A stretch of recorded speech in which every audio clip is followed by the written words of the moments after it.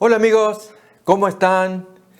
Deseando que Dios los bendiga ricamente. Los saluda Gustavo Contreras para abrir el programa Descubriendo al Mesías de las Profecías. Dios nos guarde, nos ayude para que estemos más cerca del Señor en estos días de reclusión, de recogimiento, de reflexión también, buscando todos cubrirnos de esta peste que está actualmente corriendo. Ya se supone que el pico grande es en estos días para ir descendiendo y esperar buenas noticias de que esto no dure mucho tiempo y poder retornar a la vida normal. No obstante, amigos, si bien hay líderes religiosos, políticos incluso, que están guiando a las muchedumbres para dirigirse a Dios en un pedido de misericordia, quisiéramos hacer una salvedad o una anotación, y es que no olvidemos el propósito de las oraciones dirigidas a Dios a la luz del espíritu y las peticiones del Antiguo Testamento. ¿Qué es esto? Si solamente vamos a pedirle a Dios que Él quite la plaga porque lo necesitamos, pero si solamente ese es el argumento, estamos un poquito deficientes o carecientes, porque el Antiguo Testamento registra más bien otro tenor de oraciones, y es la confesión de pecados, amigos, y la búsqueda de arrepentimiento de los mismos. Entonces sí, podemos clamar a Dios bendición y que Él sane la tierra. Decimos esto porque hay líderes con buena intención. Nadie va a juzgar la intención de nadie, no es nuestro propósito. Pero a la hora del hecho objetivo, la oración planteada, el argumento traído a la presencia del Señor, yo les invito a que invirtamos los términos, pongámonos en los zapatos de Dios, si lo podemos decir así. Esto es para que lo razonemos. Si al dirigirnos a Dios, o alguien se dirige a nosotros pidiendo una exención de impuestos, vamos a decir así, pero el argumento que presenta no llega a ser el que conmueva a alguien que nos pide algún favor, y uno está dispuesto a darlo, pero quiere escuchar el argumento. Y el argumento no llega a ser contundente. A la vista de Dios, amigos, todo argumento, aún de misericordia, no llega a ser contundente por varios asuntos. Primero, no tenemos ningún mérito en nosotros. Si Cristo no está en el medio, si Él no es el centro de la razón de nuestro pedido. Invito a que miremos algunos textos. Sirva esto como inicial reflexión del tema que vamos a escuchar. De Isaías capítulo 59, versículos 1 y 2. He aquí que no se ha acortado la mano de Jehová para salvar, ni se ha agravado su oído para oír. No es problema de Dios. Pero vuestras iniquidades han hecho división entre vosotros y vuestro Dios. Y vuestros pecados han hecho ocultar de vosotros el rostro de Él para que no quiera escuchar. ¿Nos resulta más claro? Este es el tenor, la premisa incluso a lo largo del Antiguo Testamento y aún del Nuevo. Y es que el hombre pecador no tiene mérito a la vista de Dios si no fuera por Cristo. Jesús es el gran argumento que todos podemos tener al alcance para invocarle a Dios. Y entonces sí, clamarle la misericordia, el perdón, y en este caso, que nos quite la plaga. Pero hay otro asunto más todavía. Y es que la naturaleza del pedido, si es solamente invocar la pura misericordia para que Dios se conmueva al vernos tan desvalidos en la desgracia, olvidando, amigos, la causa que provoca esta situación, y es la transgresión de la ley de Dios.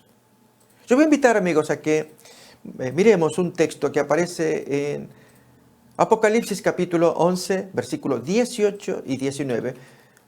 Esta profecía habla de cuando se aproxima la venida del Señor y se desata toda suerte de calamidad en la tierra, cuando dice: se iraron las naciones y tu ira ha venido, y el tiempo de juzgar a los muertos y de dar el galardón a tus siervos los profetas, a los santos, a los que temen tu nombre, a los pequeños, a los grandes. Noten esto. Y de destruir a los que destruyen la tierra. Es el tiempo de castigar. Y para eso Dios enarbola su ley en el siguiente versículo. La presenta muy en alto. Y el templo de Dios fue abierto no en el tabernáculo de los judíos, el santuario de la tierra, no. Fue abierto en el cielo y el arca de su pacto, los 10 mandamientos originales, se veía en el templo. Y apareció un segundo Sinaí y hubo relámpagos, voces, truenos, un terremoto, grande granizo, como lo hubo en el tiempo del primer Sinaí. Es decir, Dios quiere hacerse sentir en que se ha desatendido su ley, sus mandatos, por lo cual ha venido la desgracia, la plaga, la peste, el hambre, situaciones extremas que el hombre vive, porque Dios no está cuidando como es su placer y su alegría hacerlo, porque el hombre no lo quiere. Y entonces, al no querer a Dios, cuando alguien no es bienvenido, ¿qué hace la tal persona? Se retira. Él es un caballero. ¿O acaso va a forzar su presencia entre nosotros? Pero amigos, cuando Él se retira, viene otro en su lugar, que ese sí no pide el permiso ni es caballero. Satanás toma posesión y hace mucho daño. Y amigos, hasta que no aprendamos la lección. Por lo tanto, toda oración que nosotros elevemos a Dios, incluyamos, no solamente incluirlo, arranquemos con el pedido de perdón por nuestros pecados.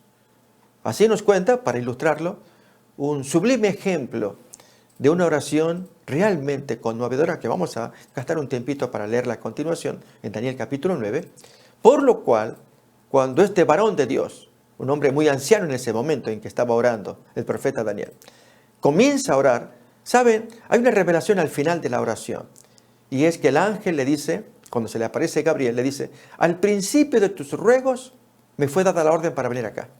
O sea, ni bien abrió la boca, Daniel ya Dios dio la orden. Vayan y atiéndanlo, hagan lo que él está pidiendo. Y mandó a los ángeles.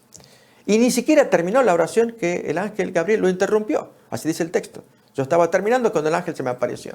O sea, ni apenas empezó ya estaba la orden de respuesta. Ni terminó, ya lo interrumpe el ángel. ¿Por qué? Hay una frase que el ángel dice a Daniel, porque tú eres un hombre muy amado. Todo esto aparece en el capítulo 9 de Daniel. Solamente leo unos poquitos textos de la oración, por lo cual realmente llega a ser amado. Y es, amigos, cuando él pide perdón, y curiosamente no aparece ningún pecado registrado de Daniel en su libro. No es que no haya pecado, él pecó como cualquier ser humano, pero Dios se propuso ocultar, no poner como ocurre con otros grandes, como David y sus pecados. En el caso de Daniel no. Y sin embargo, a pesar de ello, Daniel se pone entre los primeros pecadores para pedir, para clamar bendición, misericordia de parte de Dios. Miremos pues Daniel capítulo 9. Leemos desde el versículo 4 en adelante.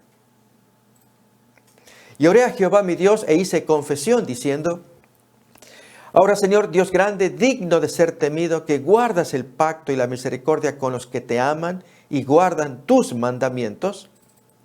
Hemos pecado, hemos cometido iniquidad, hemos hecho impíamente. Noten que habla en primera persona plural. No dice, ellos han cometido, ellos, no. Y hemos sido rebeldes y nos hemos apartado de tus mandamientos y de tus ordenanzas. No hemos obedecido a tus siervos los profetas, que en tu nombre hablaron a nuestros reyes, a nuestros príncipes, a nuestros padres y a todo el pueblo de la tierra. Tuya es, Señor, la justicia, nuestra es la confusión de rostro. Noten que se requiere grandeza para hablar de la forma como Daniel lo está haciendo. Al alabar a Dios, decir que de Él es la justicia, pero que nuestro es el problema. No empezar a culpar y Dios, ¿por qué nos castigas así? No, no, no. Tú actúas justamente. Somos nosotros los problemáticos. Es lo que intenta decir Daniel. Dice más, como en el día de hoy lleva todo hombre de Judá, los moradores de Jerusalén y todo Israel, los de cerca y los de lejos, en todas las tierras a donde los has echado a causa de su rebelión, con que se rebelaron contra ti. Ellos son los culpables. Y vamos a pasar, miren, la oración es muy bonita, preciosa realmente, pero quiero invitarles a que vayamos al versículo 16, ya hace el pedido propiamente, después de un largo camino de confesión de pecados. Oh Señor, conforme a todos tus actos de justicia, apártese ahora tu ira y tu furor de sobre tu ciudad Jerusalén, tu santo monte, porque a causa de nuestros pecados, e insisto otra vez, Se insiste con el tema de que él comete pecado y la población también. Y por la maldad de nuestros padres, Jerusalén y tu pueblo son el oprobio de todos en derredor nuestro. Ahora pues, Dios nuestro, oye la oración de tu siervo y sus ruegos, y haz que tu rostro resplandezca sobre tu santuario asolado. Así podremos decir nosotros, después de confesar nuestros pecados, decirle, Señor, que tu rostro resplandezca otra vez, con un sol bonito, con días diáfanos, con aire libre, que salgamos a la calle, que nos des esa bendición, que tu rostro aparezca nuevamente. Pero decimos eso después de confesar los pecados. ¿Entendemos, amigos?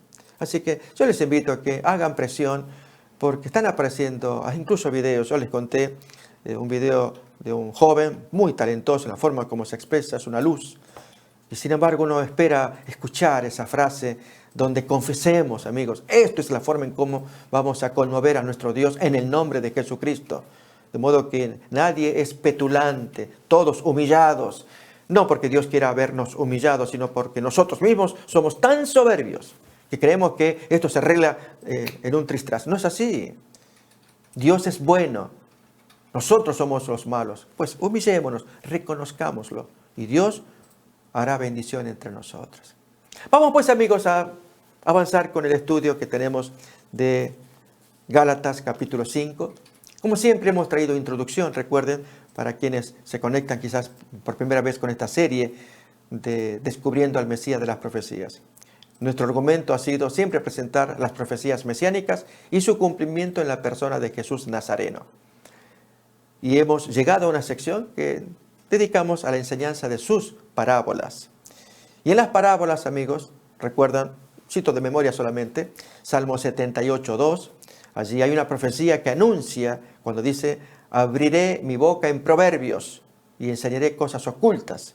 Y luego aparece su cumplimiento en Hechos 13, allí 34-35 aparece exactamente por qué Jesús enseña en parábolas y cita el Salmo 78:2. Y así Jesús enseña parábolas. Y una de ellas, amigos, que consideramos capital, muy importante, es aquella donde Jesús muestra su relación con el pueblo judío, por un lado, y la naciente iglesia por el otro, siendo Él la piedra fundamental puesta por Dios sobre la cual descansa el reino. Pero el texto que utiliza allí es el Salmo 118, cuando Él le dice, ¿qué hará el dueño a los labradores malvados que no devuelven el fruto de lo que el dueño reclama a esos empleados? Ya que les hizo daño a los criados, mataron a algunos y al propio hijo del dueño que envió para pedir los frutos, a ese mismo hijo lo mataron también. La gente respondió, bueno, ¿qué es lo que va a hacer? Los va a matar miserablemente y esa viña se las dará a otra gente. ¿Y ustedes no leyeron lo que la Biblia dice? El Salmo 118, 22, 23 es el argumento de Jesús. La piedra que los edificadores rechazaron, Dios la pone como piedra principal de la construcción. Y entonces allí Jesús da la sentencia. Por lo tanto, les digo que el reino de Dios, vamos a leerlo directamente del texto bíblico, Mateo capítulo 21, versículo 43. Esta es la sentencia contundente contra el judaísmo. Por tanto, os digo que el reino de Dios será quitado de vosotros y dado a gente que produzca los frutos de él. Allí entonces Jesús profetiza la aparición de la iglesia. Esta es la gente, los gentiles, que producirán lo que estos fueron incapaces de producir. Ahora la iglesia lo va a hacer. Y ahora en la iglesia, siendo él la piedra fundamental de la iglesia. No es Pedro la piedra sobre la cual se funda la iglesia, es Cristo. Bien, sobre Cristo ahora va a descansar todo lo que tiene que ver, amigos, el cumplimiento de la palabra de Dios, ¿sí? Y para ello, Jesús anuncia la aparición de un compañero, el Espíritu Santo. Cuando dice en San Juan capítulo 16, versículo 12, en adelante, yo tengo muchas cosas que decirles, pero ustedes no las pueden llevar. Pero viene el Espíritu Santo y Él les va a enseñar. A ver, aún tengo muchas cosas que deciros, pero ahora no las podéis sobrellevar. Pero cuando venga el Espíritu, que ese es el compañero de Jesús, que Él profetizó que vendría, Él os guiará a toda la verdad, porque no hablará por su propia cuenta, sino que hablará todo lo que oyere, y os hará saber las cosas que habrán de venir. ¿Y qué mensaje traería? Miren, algo tan precioso. Él me glorificará, porque tomará de lo mío y os lo hará saber. Así que las enseñanzas de los apóstoles, inspirados por el Espíritu Santo, no son ninguna novedad. Ya Jesús lo había enseñado de una u otra manera, amigos. Es una cosa increíble. Los apóstoles no traen nada nuevo de lo que Jesús ya había enseñado. Y este tema en el que estamos abocados, la enseñanza del apóstol Pablo, la relación de carne y espíritu en Gálatas capítulo 5, y la relación de la ley metida en el medio. Cómo la ley condena a los que están en la carne y a los que están en el espíritu. A ellos, el texto va a decir, ellos están libres de esa ley condenatoria. Pablo enseña ese argumento. Y Jesús ya lo había enseñado en sus días cuando a Nicodemo le decía que él tiene que nacer del espíritu, porque él era un hombre sujeto a la ley, esclavo a la ley. Pero aquí, amigos, yo quiero enseñarles ahora, vamos a buscar San Juan capítulo 7, que esa semilla que Jesús estaba enseñando en Nicodemo. Nicodemo era buena gente, absolutamente, una buena persona. Pero en San Juan capítulo 7, ahí vemos otra vez el ejemplo de los que andan en la carne y los que andan en el espíritu y la ley en el medio. Acuérdense, vamos a refrescar solamente el argumento, antes de buscar Juan capítulo 7, a irnos nuevamente a Nehemías. Luego vamos a ver otros personajes, amigos. Esto es para que miremos la profunda unidad que hay entre el Antiguo Testamento y el Nuevo. No hay una ruptura, mucho menos que hay un nuevo plan, una nueva dispensación. Esta fue la dispensación de la ley, que no funcionó. Y esta es la dispensación de la gracia, que ahora va a funcionar en Cristo. Aquí, en la ley de Moisés. No existe semejante cosa. No se entendió el mensaje de la Biblia. Jesús se basa en el Antiguo Testamento. Lo que está escrito de Él se cumple, Él lo presenta como tal. Entonces, ¿qué leemos del Antiguo Testamento? ¿Qué trae Pablo? Él corta con el judaísmo. Es cierto, el judaísmo se echó a perder. De hecho, estos que se creen que ven, rechazan la luz. ¿Se acuerdan que así Jesús se lo dijo al joven curado de su ceguera y un fariseo que andaba cerca, pues él interviene? Así que Jesús sabe lo que está diciendo. Pero ahora vamos a ver, amigos, cómo el maestro cumple su palabra de que debían nacer de nuevo, nacer del Espíritu, porque si no, si siguen en la carne, son esclavos de la ley. A ver, ¿dónde aparece esto? San Juan, capítulo 7. En el asombro que los fariseos, los miembros del concilio, tienen porque los alguaciles enviados a prender a Jesús regresan con las manos vacías, versículo 45 en adelante, veremos a estos que eran expertos en Biblia. Jesús va a decir que son esclavos del pecado, atados a la ley. La ley los va a condenar. Mientras que el que está en el Espíritu, la ley apenas si los saluda. Recuerdan el ejemplo de la cárcel, siempre vamos a usar esa ilustración basada en el texto bíblico. La Escritura, según cuenta Gálatas 3:22, lo encerró todo bajo pecado, como una enorme cárcel, para que por medio de la fe puedan escapar. La fe sea dada a los creyentes, entonces escapan de esa prisión que los condena como pecadores. Nuevamente, Gálatas 3:22. Así también la prisión, amigos, la ilustración que yo conté, encierra a los criminales, a los delincuentes, allí puertas adentro. Pero los que están afuera, es una advertencia para que caminen en libertad, hagan las cosas correctas de la ley, para que, si no cometiendo pecado o transgresión, viven libres. Cometiendo transgresión, son metidos adentro. Vamos a ver, amigos, primeramente vamos a sentar versículos. Gálatas 5, 18 y 23, para que nos acordemos del principio. Gálatas 5, 18 y 23.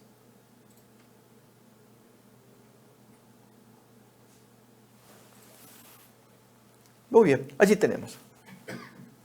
Si sois guiados por el Espíritu, no estáis bajo la ley. Esto es la Biblia de las Américas. Y entonces vamos a ver qué significa no estar bajo la ley si está guiado por el Espíritu. Y versículo 23, leemos el 22 para conectarlo. El fruto del Espíritu es amor, gozo, paz, paciencia, benignidad, bondad, fidelidad, mansedumbre, dominio propio. Contra tales cosas no hay ley. La ley no se mueve contra esas cosas. La ley se mueve contra el pecado. Da libertad al que anda en el Espíritu. Y lógicamente uno dice, bueno, entonces, si la ley no me va a atacar porque ando en el Espíritu, consérvate en el Espíritu. Un paso en falso que des en el Espíritu, otra vez te vas preso a la cárcel. La ley va a estar contra ti. Amigos, en la calle los policías, cuando andan como ley, ellos son la ley, mirando cómo anda el tránsito. Si usted anda bien manejando, ¿qué miedo le va a tener? Recuerdo un amigo que me decía en mis primeros tiempos manejando acá, si ves la policía por ahí, trata de no cambiar de carril. Porque tú cambias de carril, ahí ya le llamas la atención. Mantente allí hasta que el policía pase. El policía no molesta a los que están manejando de la forma normal, corriente. Pero algún movimiento en falso que hagamos, no pusimos la luz de giro, no hicimos correctamente el stop, lo que fuera, el policía inmediatamente mira, ok, ya está. Ahí la ley le cae encima. La ley le cae al infractor, no al que anda bien. Pero aquí que el que anda bien dice, bueno, como no está la ley, ahora sí yo hago lo que quiera. Y cuando quiero hago el stop. Sí, cuando no está el policía solemos hacer así, ¿verdad? Esa es la conducta carnal. Como no hay policía, ok, no hay, sigo de largo, no hago stop, no hice el giro, ahora que doblo a tal lado, no hay ningún policía. Y estamos viviendo así. Seguimos en la carne, pero sirva esto como ilustración, amigos. Lógicamente con Dios esto es mucho más profundo. Por eso, en los textos que hemos leído, los que andan en el Espíritu, la ley, no están bajo la ley. Están libres de la ley. En cambio, el que anda en la carne va a tener problemas. Bien, miremos esto en capítulo 7 de San Juan, versículo 49 en adelante. Leemos. Vamos a leer un poquito antes, quizás 45. Vamos a leerlo ahí, desde el 45. Los alguaciles vinieron a los principales sacerdotes y a los fariseos, y estos les dijeron, ¿por qué no le habéis traído? Los alguaciles respondieron, jamás hombre alguno ha hablado como este hombre. Noten que toda esta gente está bajo la ley. Significa que ellos son cumplidores estrictos de los mandamientos de Moisés. Esto es estar bajo la ley. Y los alguaciles, cumpliendo los mandamientos, ya tenían atisbos de espíritu. Es decir, no eran carnales, eran personas en que el Espíritu Santo podía obrar en ellos. Porque estaban siendo tocados por la influencia de Jesús al decir semejantes palabras. Ningún hombre ha hablado como este hombre. Nos conmueve. Realmente las cosas que enseña a mí me asombran, me alegra. Al mismo Nicodemo, ¿acaso no fue de noche a verlo a Jesús? Era el Espíritu que estaba tocando su puerta. Había un conflicto en él, entre la carne y el Espíritu. La carne se confía, los reglamentos hay que cumplirlos. El Espíritu busca más. Sigamos. Versículo 47, ahora responden los dirigentes, los que andan en la carne, y la ley los va a condenar. ¿También vosotros habéis sido engañados? ¿Acaso ha creído en él alguno de los gobernantes o de los fariseos? Pero esta gente que no sabe de Biblia es maldita. Noten el trato despectivo de los grandes dirigentes de la religión de aquellos días. Esta es la gente que debía nacer de nuevo porque estaban en la carne. ¿De qué manera? Con su odio, su resentimiento, su espíritu de venganza contra Jesús, su desprecio. Todo eso es carnal, amigos. O vamos a sacar algún fruto bueno de ese tipo de pensamiento y de conducta. Y interviene ahora alguien del Espíritu. Fíjense a continuación. Es Nicodemo. Le dice entonces Nicodemo, el que vino a él de noche, el cual era uno de ellos. Sin embargo, él también guarda la ley, pero hay algo en su corazón que es distinto de los otros. A esto nos referimos, espíritu, carne. La carne, amigos, ya lo leímos de Pablo, envidias, pleitos, celos, iras, contiendas. Mientras que el espíritu es amor, gozo, paciencia, paz. Y con ese espíritu, Nicodemo entra y les hace razonar y cita la ley. Nicodemo no dice que él ya se apartó de la ley. No. A ver, miremos. ¿Juzga acaso nuestra ley a un hombre si primero no le oye y sabe lo que ha hecho? Ese es el paso correcto, ¿no les parece a ustedes? Pero fíjense la forma violenta como contesta la gente de la carne, que son sus compañeros del Sanedrín.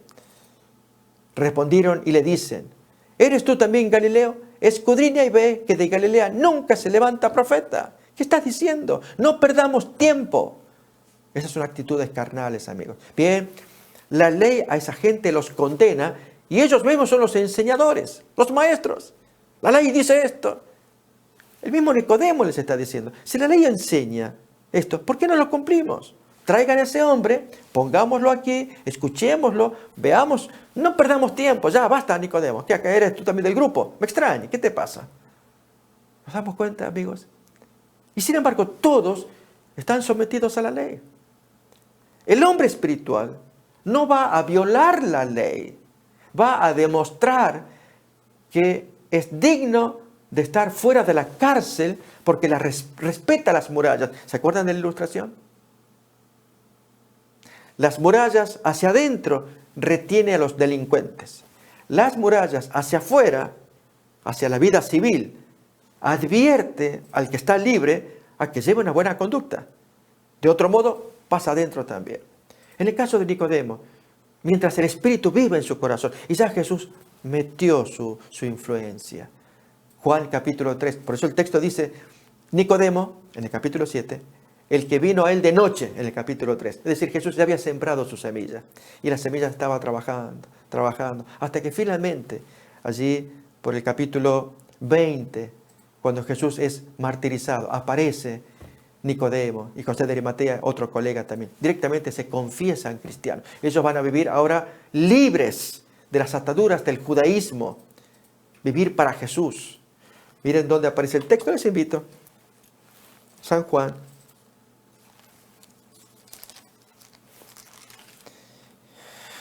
Capítulo 19, versículo 38. Ahí nos va a contar esa libertad que ambos se toman ya de abrirse del judaísmo.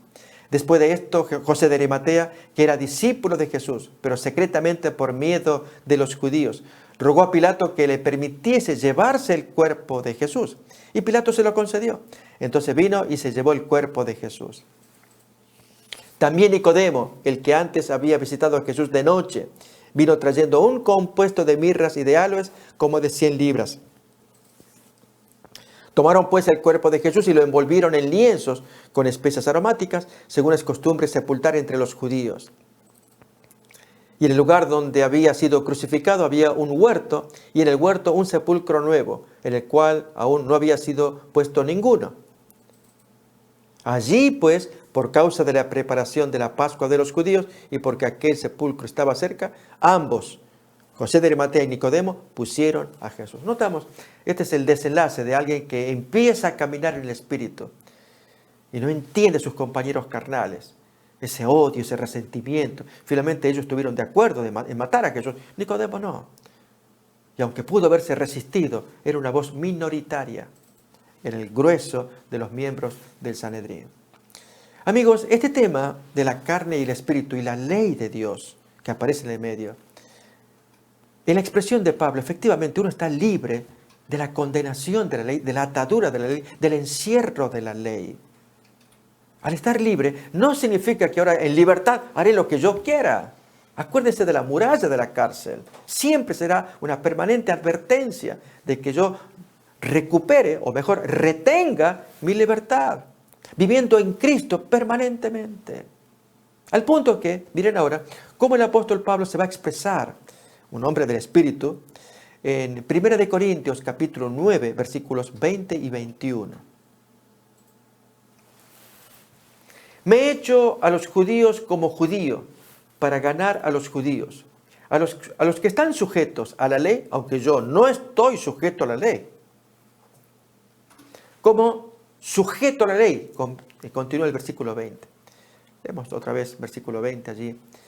Dice, nuevamente ponemos el 20, dice, aunque yo no estoy sujeto a la ley, como que estuviera sujeto a la ley, para ganar a la gente que está sujeta a la ley. Noten que aquí nos está diciendo que él no está sujeto, está libre de la ley. Pero es aquí que en el siguiente versículo va a decir que está atado a la ley.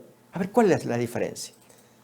A los que están sin ley, Como si yo estuviera sin ley, no estando yo sin ley de Dios, sino bajo la ley de Cristo o en la ley de Cristo. Así que ya no está más en la ley de Moisés, sino en la ley de Cristo, que es la misma, amigos, solamente que la de Jesús es mucho más profunda, porque Él explica los mandamientos de Moisés en una profundidad tal que uno se asombra. Bien, ese es Pablo. ¿Notamos? Así que, ¿de dónde sale esa idea de que estamos libres de la ley? El estar en Cristo es el estar sujeto a un expositor de la ley que la hizo más estricta. A veces yo digo, más vale estar en la ley de Moisés, que era más fácil. ¿Recuerdan el Kiddushin 40, página 40? El judío que se las ingenia para violar el mandamiento. Allí cuando dice que el buen pensamiento se le computa como que fuera ya una acción consumada, como mérito, basado en un texto de Malaquías 3:16. Pero el mal pensamiento no, porque el texto de Jeremías 6:19 dice que el fruto es lo que Dios va a condenar. Por lo tanto, yo puedo tener un mal pensamiento mientras no lo lleve a cabo. Y ahí Jesús cortó por lo sano en la exposición del séptimo mandamiento. Cuando tú miras a una mujer para codiciarla, lo hiciste igual. Porque el Señor mira los pensamientos adentro. Eso es el Espíritu, amigos. Y por lo tanto, ¿cómo puedo decir yo que ya la ley está terminada? Yo puedo vivir libre de la ley. Porque Pablo enseñó, somos ignorantes, con el respeto y el perdón para quienes piensan opuesto, pero tenemos que ser firmes. Tenemos que entender al Espíritu Santo que nos está enseñando lo que Jesús ya trajo, que Él levantó en alto el mandamiento de Dios. Y ahora espera que el hombre entienda que viviendo en el Espíritu no tiene que tenerle miedo a la ley, porque vive en libertad, en amor. Ese es el caso de Nehemías, amigos. Vamos otra vez, Nehemías. Miramos el capítulo 3. Voy a invitar a que abramos allí. Y ustedes van a ver allí los principales constructores, aquellos que participaron en la construcción de las edificaciones. Entonces se levantó el sumo sacerdote Eliasib con sus hermanos los sacerdotes y edificaron la puerta de las ovejas. Ellos arreglaron y levantaron sus puertas hasta la torre de Jamea y edificaron hasta la torre de Hananeel. Junto a ella edificaron los varones de Jericó. Y así sucesivamente viene hablando quienes participaron en la edificación.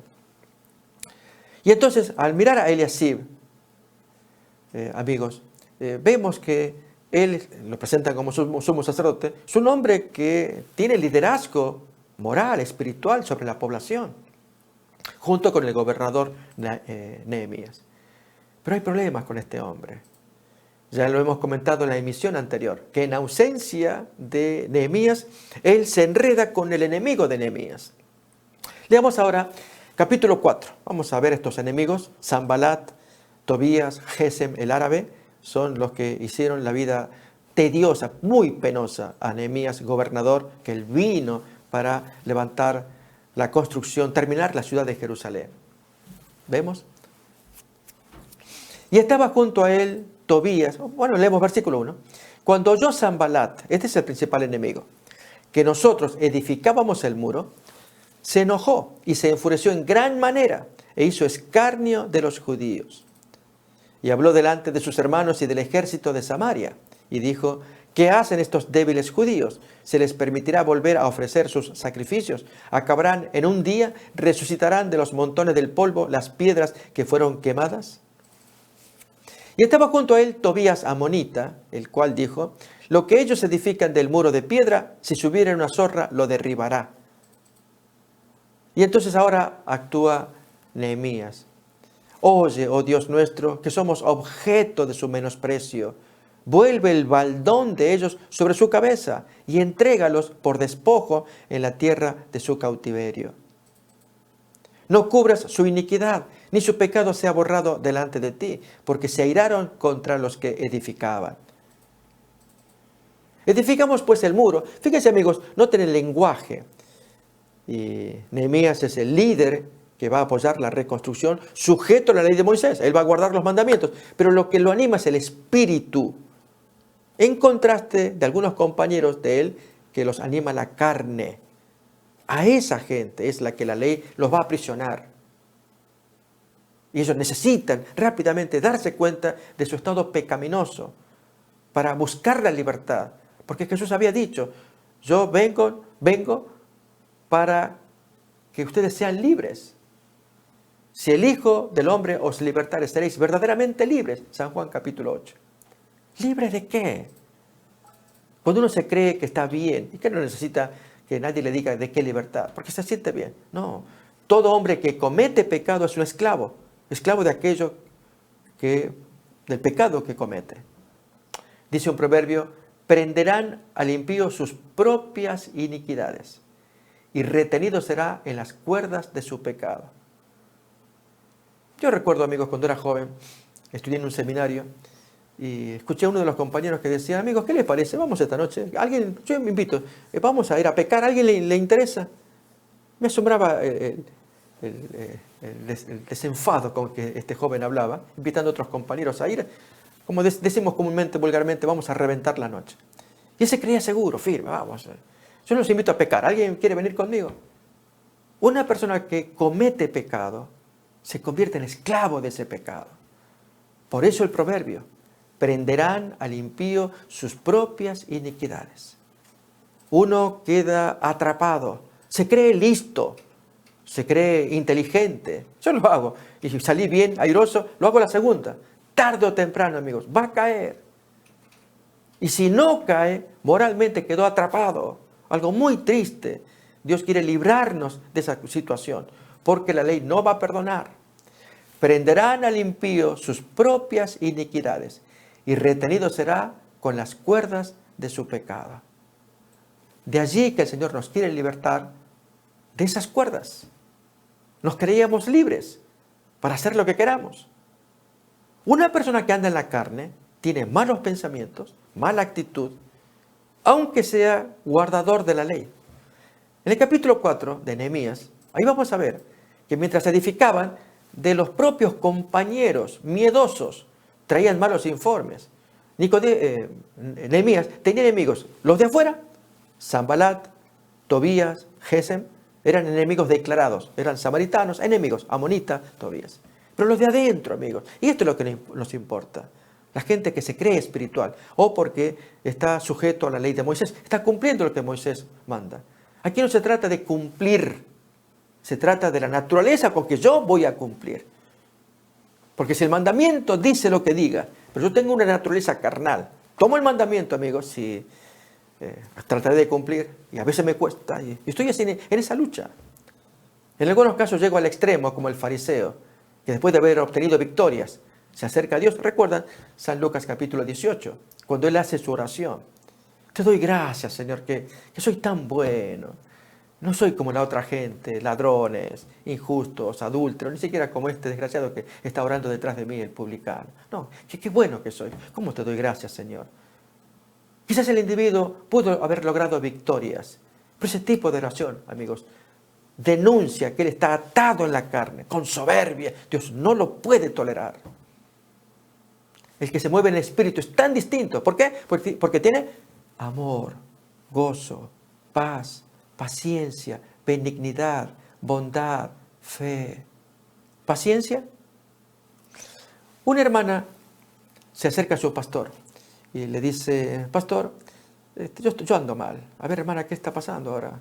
No, pastor, usted sabe, usted conoce mi matrimonio. Yo a mi marido no lo aguanto. Hermana, cálmese. A ver, cuénteme si yo puedo ayudar.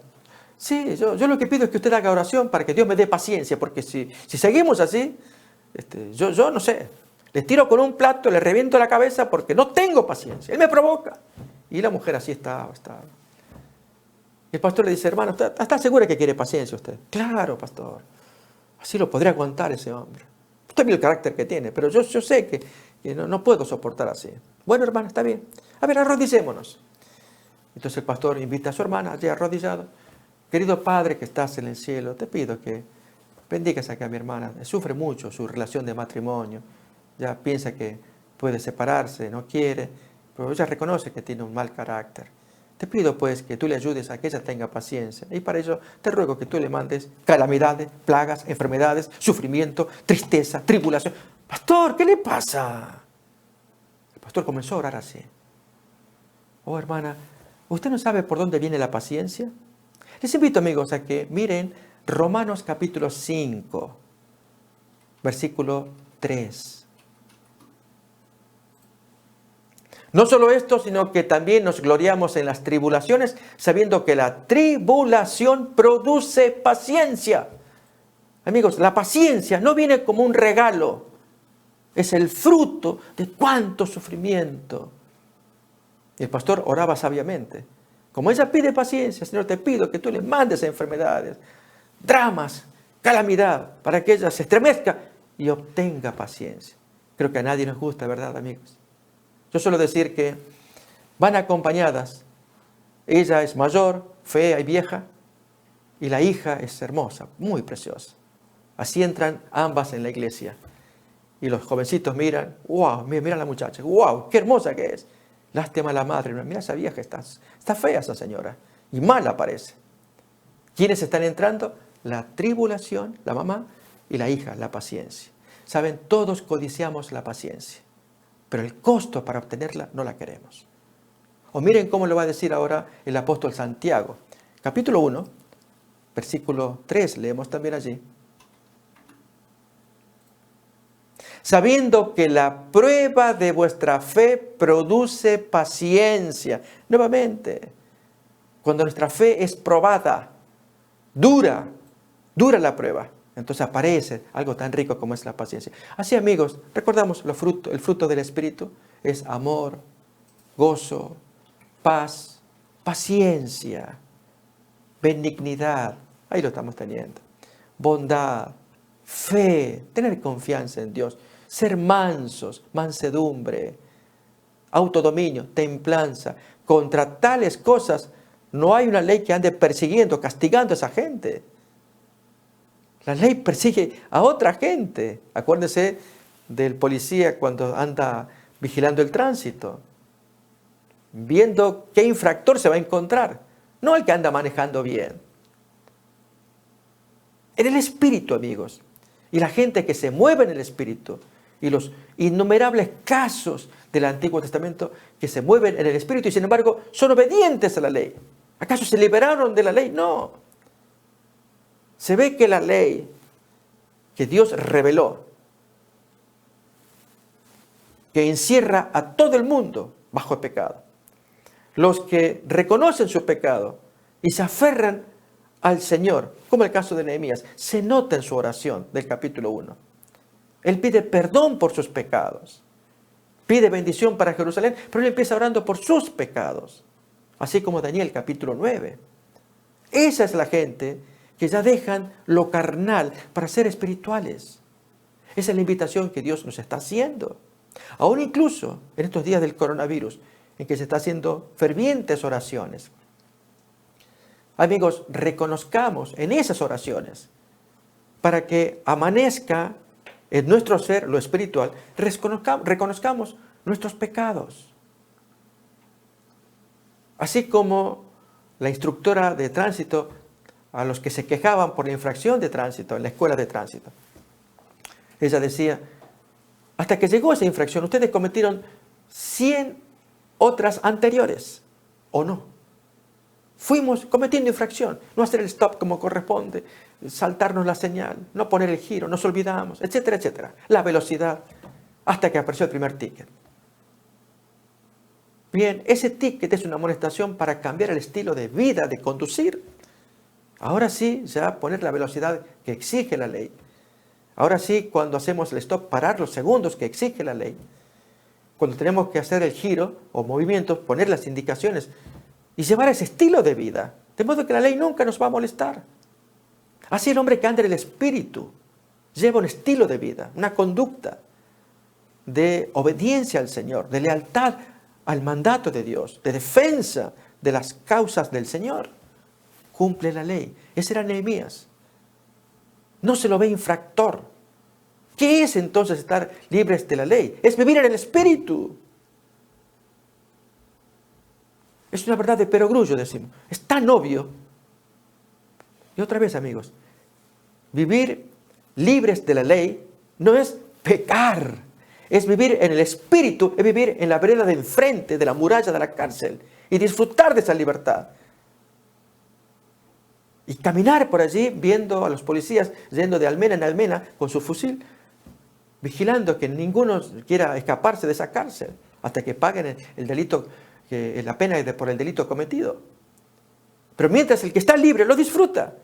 Eso sí, no hacer ninguna cosa rara, porque de otro modo la policía se lo toma, lo mete adentro también. Eso es estar libres de la ley, es disfrutar del Espíritu. Disfrutar de una vida en Cristo, como Nehemías, que se lo nota en sus fervientes oraciones. E incluso en las reformas, en las actividades del libro de Nehemías, se observa su adherencia al Señor. Él ora. Hace tal reforma y entonces dice, acuérdate, Señor, de lo que yo he hecho en Jerusalén. Y luego viene otra reforma, acuérdate, Señor, de las bondades que tuve allí en Jerusalén. Es decir, él lo hacía para Dios, porque vivía conectado con Dios. Eso es estar libres de la ley, vivir en el Espíritu. Pero no es violar la ley. Él estaba en contra de los violadores. ¿Queremos ver un ejemplo? Vamos a ver un ejemplo, amigos, de Nehemías. En el capítulo 13, ya les invito a ver el texto. Este es dramático, porque aquí vamos a ver a un Nehemías muy exaltado. Realmente se va a observar que, tal como se dijo de Jesús, que el celo por tu causa me consume, hay un fuego que me devora. Bueno, es lo que va a ocurrir con Nehemías, en la forma en cómo va a actuar para atender un problema muy grave, que nos lo cuenta desde el versículo 23, Nehemías 13, 23. Un hombre del Espíritu que va a cumplir la ley de Dios contra los carnales que cumplen la ley a rajatabla, o mejor, a media máquina. Esa sería más correcta la expresión. Vi asimismo en aquellos días a judíos que habían tomado mujeres de Asdod, amonitas y moabitas, y la mitad de sus hijos hablaban la lengua de Asdod, porque no sabían hablar judaico, sino que hablaban conforme la lengua de cada pueblo. Si advertimos, amigos y hermanos, esos hijos de matrimonios mixtos, es decir, estaba el judío y su mamá era de Asdod, o su mamá era moabita, o al revés, si ella era judía, la mamá, el papá era extranjero, era amonita, una mezcla. Lo grave del caso es que el hijo nacido no hablaba la lengua materna, la lengua nacional, la lengua de la Biblia. Y en consecuencia, a la hora de tener la reflexión bíblica, el estudio de la palabra, ese niño no entendía nada, se aburría. ¿No ocurre eso, amigos, aquí en este país al menos, con niños que proceden de padres latinos, hispanos, pero no hablan español? Y los papás hasta pueden tener una reunión religiosa, espiritual. El chico se aburre. Yo no entiendo lo que están hablando. Ese no es mi idioma. Aunque sea hijo de latinos, el idioma que él aprendió es la lengua de acá, el inglés. Así pasaba con estas familias. En los matrimonios mixtos, los hijos no estaban hablando la lengua de los padres bíblicos. Y en consecuencia la Biblia corría riesgo de perderse. Si esta generación producía la siguiente generación y no hablaban la lengua de la Biblia, directamente ya se perdía la identidad de la nación. Y Cristo habría nacido en un pueblo ya pagano. A ver, otra vez vamos a leer el texto. Versículo 23. Leemos versículo 23 otra vez. Vi asimismo en aquellos días a judíos que habían tomado mujeres de Asdod, amonitas y moabitas, es decir, paganas. Y la mitad de sus hijos hablaban la lengua de Asdod, o la lengua moabita, o la lengua amonita, porque no sabían hablar judaico, sino que hablaban conforme a la lengua de cada pueblo. Y noten ahora la reacción violenta de Nehemías. Uno diría, bueno, acá ya se fanatizó. Y reñí con ellos, y los maldije, y herí a algunos de ellos, y les arranqué los pelos, y les hice curar, diciendo, no daréis vuestras hijas a sus hijos, y no tomaréis de sus hijas para vuestros hijos, ni para vosotros mismos. ¿No pecó por esto Salomón, rey de Israel? Bien que en muchas naciones no hubo rey como él, que era amado de su Dios, y Dios lo había puesto por rey sobre todo Israel, aún a él le hicieron pecar las mujeres extranjeras. Y obedeceremos a vosotros para cometer todo este mal tan grande de prevaricar o de rebelarse contra nuestro Dios, tomando mujeres extranjeras. Miren las consecuencias. Los hijos no saben hablar judaico y no tienen interés en escuchar de la Biblia. Y uno de los hijos de Joiada, no tienen todavía, hijo del sumo sacerdote Eliasib, era yerno de Sanbalat, aronita, por tanto lo ahuyenté de mí. Fíjense, así que uno de los hijos de Joiada a la vez que era hijo de Eliasib, así que el nieto de Eliasib, también de familia sacerdotal, que se había mezclado con mujeres extranjeras, y era yerno de Sanbalat. ¿Qué es eso? Sanbalat, enemigo, y ese nieto del sumo sacerdote Eliasib, que debía ser sacerdote, mezclado con Sanbalat, enemigo de los judíos, casado con la hija de Sanbalat, violaron la ley. Amigos, notamos, todos acá van a escuchar tanto de Nehemías como de Esdras. En Esdras, capítulos 9 y 10, aparece el mismo problema. Y la forma en cómo Esdras, sumo sacerdote, reacciona es impresionante. Mientras que aquí Nehemías les arranca los pelos de ellos, de la rabia que tiene, Esdras arranca sus propios pelos de la barba. No puede creer lo que está viendo. Y la gente se enternece al ver al gran líder Esdras, sumo sacerdote, así como Eliasib, conmovido por esta traición. Pero amigos, aquí hay un punto. Esta gente anda en la carne, pero cumplen la ley. O intentan cumplirla porque están violándola ahora. Pero Nehemías, llevado por el Espíritu, por el fuego, les pega, les riñe, les arranca los pelos, como hizo Jesús con su cinto allí, su vara, y expulsó a los cambistas del templo. El celo por tu causa me consume. Amigos, cuando tenemos celo por las cosas de Dios, actuamos, reivindicamos el nombre de Dios. Y esto es lo que hizo Nehemías. Separen, si Dios ordenó en Deuteronomio 7, allí aparece el texto en que tienen que estar separados. Éxodo 34 también, separados los matrimonios mixtos. No hagas parentesco con esta gente porque te van a inducir a pecar. Si el perro anda con la perra, déjalo, no mezcles el perro con otra especie. Así el creyente con la creyente, el ateo con la atea. El que es budista con el que es budista. Y en el caso del israelita que teme la revelación de Moisés, júntese con alguien que teme esa revelación. No con un pagano que luego dice, no hagamos caso, estas cosas son muy exigentes, no entiendo por qué. Y este otro flojo comienza a ceder en lugar de defender la ley. Esto pasa porque se mezcló con alguien que no corresponde, y eso vio Nehemías. Y llevado por el fuego, la obediencia al mandato de Dios. Movido por celo, por Espíritu Santo. La ley no lo podía condenar, pero la ley condenaba a estos otros, incluido nada menos que el nieto del sumo sacerdote Eliasib, también sacerdote, porque no estaba cumpliendo el mandato que ordena. Vamos a leer Deuteronomio capítulo 7. Este es el mandato. Hay varios lugares, pero vamos a escoger este, para que miren lo que la ley decía respecto de los matrimonios mixtos. Versículo 1 en adelante. Cuando Jehová tu Dios te haya introducido en la tierra en la cual entrarás para tomarla y haya echado delante de ti a muchas naciones, al Eteo, Gergeseo, al Amorreo, al Cananeo, al Fereceo, al Heveo, Jebuseo, 7 naciones mayores y más poderosas que tú, y Jehová tu Dios las haya entregado delante de ti y las hayas derrotado, las destruirás del todo. No harás con ellas alianza, ni tendrás de ellas misericordia. Y no emparentarás con ellas, no darás tu hija a su hijo, ni tomarás a su hija para tu hijo.